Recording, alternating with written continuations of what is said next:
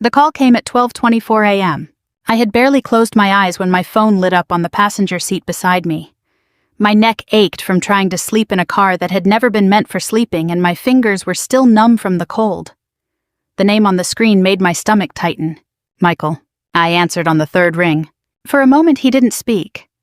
All I heard was breathing, quick, uneven, nothing like the calm, confident voice I'd lived beside for 22 years. Then he whispered, "Sarah, why are you all over the news?" I frowned and looked around. Across the parking lot, a 24-hour gas station had a television mounted over the coffee counter. The volume was low, but every customer inside was staring at the screen. A woman in a red winter coat was climbing through the shattered window of an SUV, sinking into icy water. Even before the camera caught her face, I knew it was me. 6 hours earlier, my husband had asked me not to come home for Christmas. That wasn't the moment our marriage broke. It was simply the moment I finally realized it already had. 3 days earlier, Christmas still looked ordinary. The tree was already standing in our living room. It wasn't a fancy tree, just the same artificial one we'd used for nearly 15 years.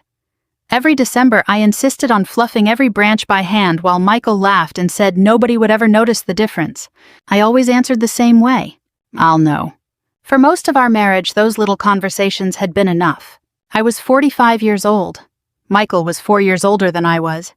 We'd been married for 22 years, long enough to finish each other's grocery lists, but not always each other's sentences anymore. People assume marriages collapse because of one terrible event. Most don't. Most fade quietly. One canceled dinner, one forgotten anniversary, one conversation where someone stops asking how your day was.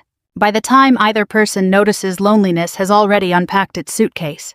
I had left my accounting job 7 years earlier to care for my mother after her stroke. We both believed it would only be temporary. Then 1 year became 2, 2 became 5. Somewhere along the way, returning to work became something we talked about instead of something we planned. When Mom passed away 18 months earlier, I suddenly had time again. Michael had something else. A promotion. Regional operations director. Longer hours. Business dinners. Weekend conferences. His world kept growing while mine had become strangely quiet. I tried not to resent that. In fact, I was proud of him. I only wished he still looked at me the way he had before the promotion. 3 days before Christmas, he called while I was wrapping gifts in the dining room. "Hey," I answered, smiling. His voice sounded distracted. "Are you home?" "Where else would I be? I need to tell you something." Those words are rarely followed by anything good. I put the scissors down. "What happened?" "My boss, Richard Coleman. Remember I told you he might be staying in town?"